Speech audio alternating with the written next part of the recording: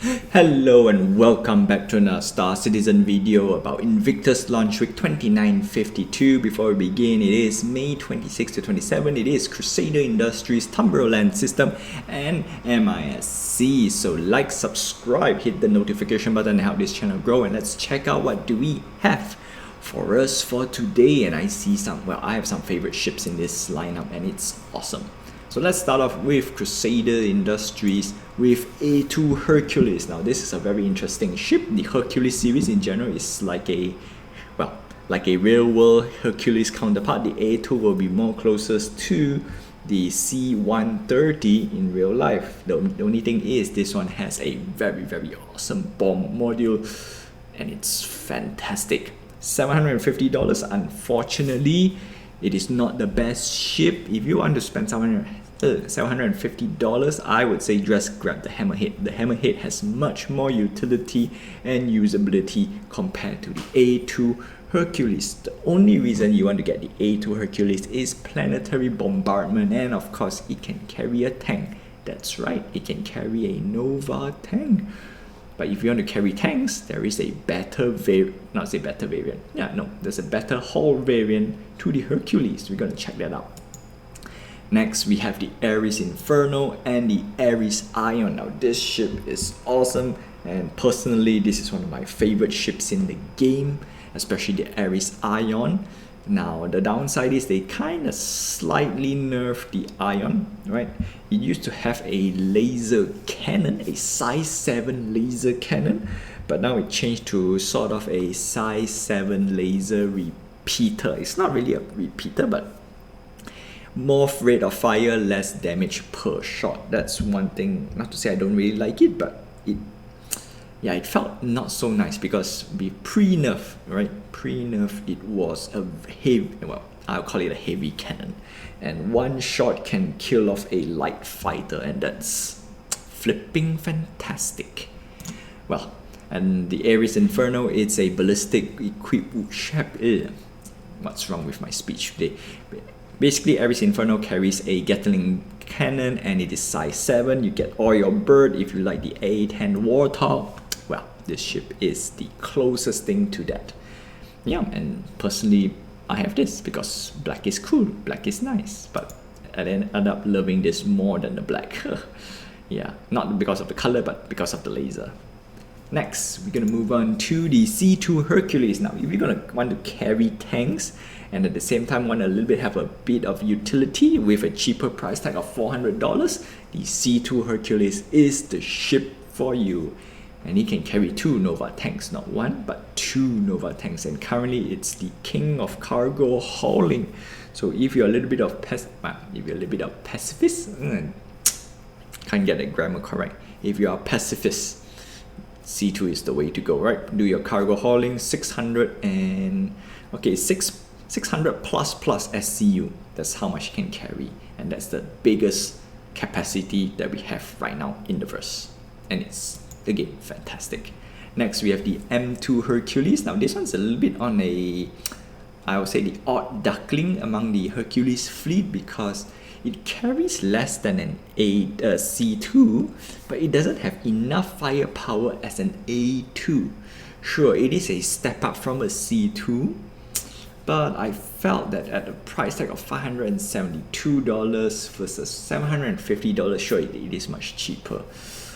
Yeah, the M2 is a bit hard to recommend because M2 has extra weapons, but not enough that the C2 cannot cover. It has a belly turret, whereas belly turret I think both ships has. It has a nose turret, whereas the C2 doesn't have.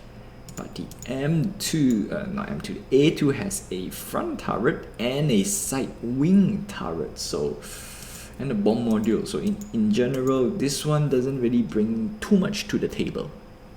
Yeah, that's the small little downside. Next, we have the Mercury Star Runner, the community favorite ship because they want this to be the Millennium Falcon in the verse. It is fast, it can smuggle data, and it's $260, and it's great. The only downside to this ship, right, small little thing that I think it will make it the most perfect ship is a medical bay.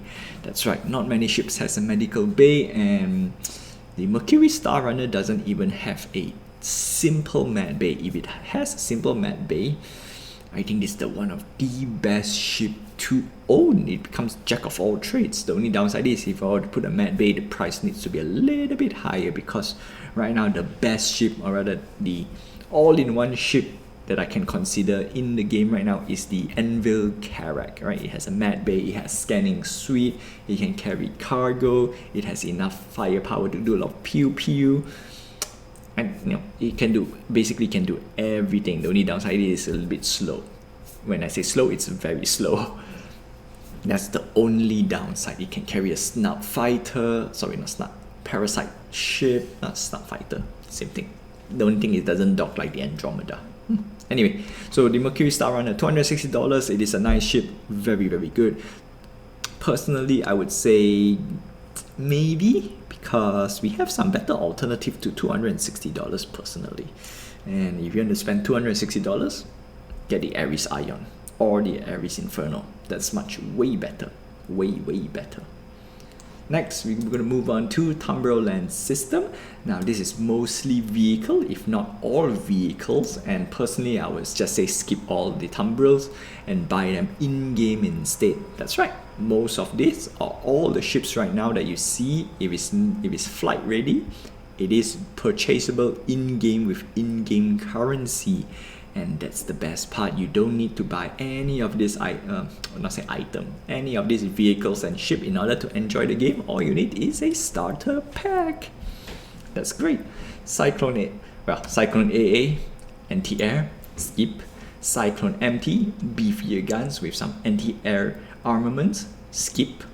Cyclone RN, this is a recon version, skip. Cyclone TR, it has a mounted size 1, I think it's a size 1 machine gun or size 1 whatever weapon they want to put.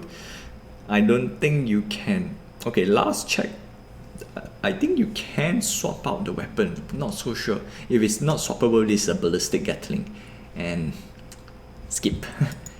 We have the Nova tank. Okay, the Nova tank is a bit special. It is great, it is awesome, but it is super niche at 120. Oh, my speech is a little bit bonkers right now.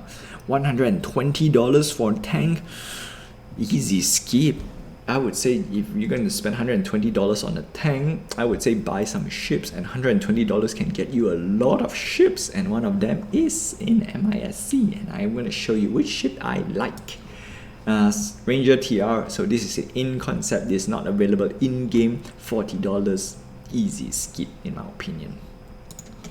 Next, we're going to move on to MISC, and MISC we got some good stuff. Starting off with the Freelancer MISC. This is, well, before the Andromeda, this is my best ship, or my favorite ship in the game, because it has gimbal turrets. Not say turret, right? Gimbal weapons, right? Yeah, it's gimbal weapons, loads of missiles, and with the new missile rework, it's even better.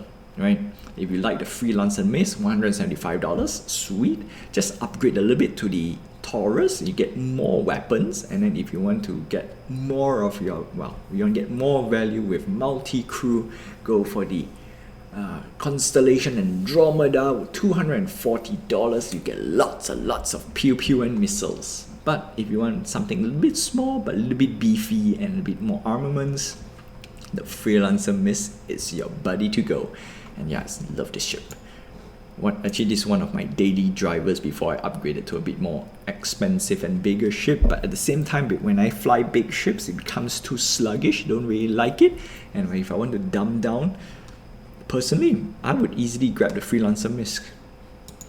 Next, we have the Razor EX. Now, this one's a little bit special. This is just a stealth recon ship, $155. Yeah, if you're not into racing or recon, skip. I mean, even though if you're into racing and recon, $155 is a lot of money for just racing. Okay, racing maybe is a valid reason, but recon, you have much better ship with cheaper price tag. Hint, Origin M50.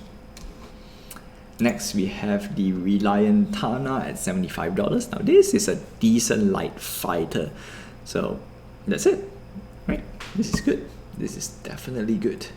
And for any of the Tumbril system for Nova tank, less than the Nova tank, $75. Yeah, easy pick. This is actually better than the Nova tank, unless you stand still and let the Nova tank shoot you. So that's a different story. Next, we have the Starfarer Gemini at $340. This is a refill ship and newly introduced refueling mechanic in 3.17. This is one of those ships that makes me want to go big. And actually, this ship kind of made me get the Anvil Carrack, and it is well, after getting the Anvil Carrack, flying it around, I really love that ship, but handling like crap. And to make things worse, Starfarer flies like a brick, which is worse than the Anvil Carrack. The only reason why I can take this is mainly utility and logistics. If you're gonna fly as a big fleet, then yes, the Starfarer Gemini is definitely a ship that you should add into your fleet for sure. It is a must-have when it comes to support and heavy refueling, because you're gonna run out of fuel soon.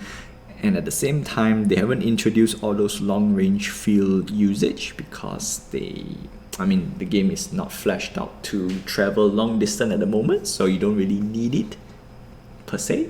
But once they release multiple star system and multiple zones, yeah, this is one ship to get. Well, you can get a cheaper version, which is a Starfarer. I think that's $300.